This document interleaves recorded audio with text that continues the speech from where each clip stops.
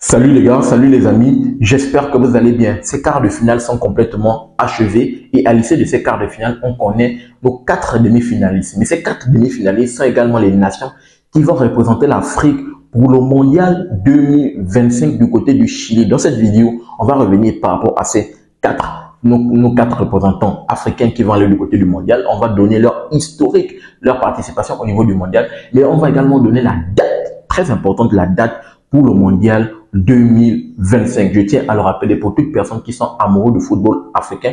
Tout se passe sur la chaîne Super 7. On va pousser et on va mettre en avant le football africain autour des compétitions africaines de football. Comme vous pouvez le constater, c'est la chaîne Super 7. Depuis le début de cette CAN de moins de 20 ans, je fais pas mal de contenu autour de cette CAN. Et bien sûr, donc, si tu apprécies ce contenu et si tu veux encore avoir des informations supplémentaires autour du football africain, je t'invite à faire ces 3 choses. À t'abonner, partager massivement les vidéos et activer la cloche de notification pour ne manquer aucune de mes sorties. Bien sûr, donc on connaît nos 4 demi-finalistes et d'entrée, on sait que la date pour cette CAN, pour ce mondial 2025, ça va se dérouler au mois de septembre. C'est du 27 septembre au 19 octobre 2025 du côté du Chili. Petit comme un petit disclaimer, même pas petit disclaimer, petite parenthèse.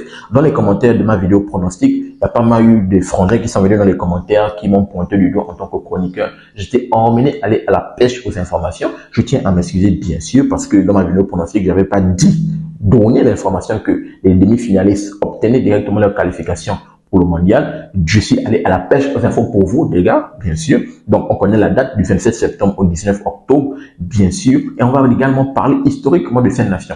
Mais également, il y a eu un frangin qui a dit qu'il ne devait pas avoir les prolongations. Je pense que, mon frère, tu n'es pas à la pêche aux infos comme moi. Et bien, on sait que, voilà, nous sommes des humains. On peut être emmené à faire des erreurs. Le plus important, c'est de reconnaître ces erreurs et, bien sûr, d'avancer. Donc, on va commencer déjà par le premier qualifié. Le premier qualifié, on sait que la rencontre qui s'est déroulée à 12 h entre le Niger et le Sénégal, qui en a pu rencontrer cette rencontre avec un score vierge au bout du temps réglementaire. 120 minutes encore score vierge. La décision s'est jouée au tir au but. Et on a pu le constater dans le tir au but. C'est le Nigeria qui a fini par s'imposer dans cette séance de tir au but où le gardien, le jeune gardien nigérian Arko a écœuré bien sûr les joueurs sénégalais. Et il a arrêté 2 pénaux et un pénal sur la barrière transversale. Et le Sénégal, tenant du titre, rentre bien sûr à Dakar. Et le Nigeria, qui historiquement, faut le rappeler, le Nigeria qui a l'habitude d'aller au mondial. Ils ont l'habitude d'aller au mondial et on parle de 14 participations au mondial, juste historique. Et dans ces 14 participations, le Nigeria a été finaliste à 2 reprises. La première fois, c'est en 1989 et la deuxième fois, c'est en 2005 que le Nigeria est allé au bout. Ils étaient finalistes, mais ils n'ont pas pu remporter cette Coupe du Monde pour cette catégorie de moins de 20 ans. Donc, on va voir ce que ça va donner. Est-ce que le Nigeria toujours pourra aller jusqu'au bout, pourra encore faire une finale et voir prendre le Saint Graal pour cette catégorie de moins de 20 ans? On verra ce que ça va donner, bien sûr, du côté du Chili entre le 27 septembre et le 19 octobre. De l'autre côté, on va également parler des Lionceaux de la classe du Maroc. Eux également qui ont décoché leur ticket de qualification à l'issue de cette rencontre face à cette Sierra Leone. Eux qui ne sont pas tombés dans le piège parce que c'était vraiment un match piège entre le Maroc et la Sierra Leone. Au bout du temps réglementaire, la Sierra Leone a poussé pour que les gars aillent jusqu'au pénal parce que je pense qu'ils avaient prévu quelque chose au pénal pour cette équipe de Marocains. Et malheureusement que le Maroc a su se transcender grâce à ces grâce à ces joueurs sur le banc qui ont apporté un supplément d'âme à cette équipe. Et c'est passé par Elias, un jeune petit là, il a un nom assez compliqué. C'est lui qui va mettre le but, bien sûr, un but complètement fou dans le temps additionnel, dans la première mi-temps de la prolongation, pour donner cette qualification à cette équipe de marocaine. Donc, le Maroc qui, historiquement, on parle de quoi? Sa 3e qualification pour le mondial et une première depuis 2005 pour cette équipe marocaine. Donc, le Maroc qui va représenter le continent africain au mondial, ça fait de la 2e nation qui va aller du côté du mondial. La 3e nation, c'est bien sûr cette équipe égyptienne qui s'est imposée dans une séance de tir au but face au Ghana. Un match spectaculaire, un match complètement aux étoiles. L'Égypte qui avait mené 2-0 au bout de 27 minutes du jeu.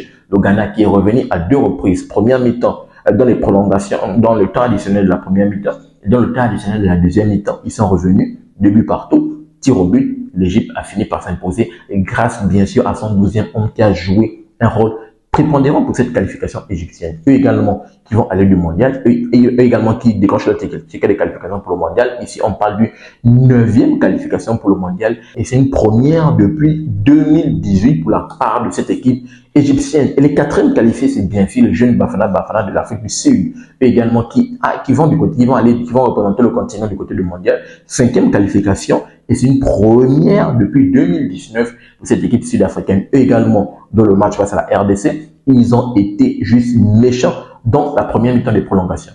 Déjà, à l'issue du match, on a pu rencontrer deux équipes assez miroirs, deux équipes qui ont été quand même assez fortes. J'ai pu pronostiquer 50% de chances pour que les deux équipes puissent décrocher leur qualification. Et on a pu le constater, c'était un match vraiment très difficile. Et l'Afrique du Sud a su profiter des erreurs, une fois de plus, de cette équipe de la Léopardo. Je pense qu'ils ont un peu joué sur la fatigue. Ils vont se faire surprendre et ils vont bien sûr mettre ce but qui va permettre à ce que l'Afrique du Sud décroche son ticket de qualification pour les demi-finales et pour le mondial. Donc, à l'issue de ces quarts de finale, on connaît nos 4 nations qui vont représenter l'Afrique au mondial 2025 en Chili du 27 septembre au 19 octobre. Je tiens toujours à le rappeler, le Nigeria, le Maroc, l'Égypte et l'Afrique du Sud qui sont là présents bien sûr. Donc, parmi ces 4 nations, il y a 2 pays de l'Afrique du Nord, un pays de l'Afrique de l'Ouest et un pays de l'Afrique du Sud. Donc, malheureusement, les pays de l'Afrique centrale, ils sont pas là, ils sont pas présents. Et l'Afrique australe également, qui sont pas représentés. Donnez-moi votre analyse et votre retour dans les commentaires. Pensez-vous que ces nations peuvent vraiment aller au bout, peuvent décrocher le Saint Graal pour cette Coupe du Monde? Pensez-vous que le Nigeria, qui a déjà fait 2 fois, qui a été finaliste à 2 reprises, pensez-vous que là, c'est l'année du Saint Graal? Donnez-moi votre analyse et votre retour, mais tout se passe dans les commentaires. N'oubliez pas de vous abonner, de liker, et surtout activer la cloche de notification pour ne manquer aucune de mes sorties. Peace. À très bientôt les gars.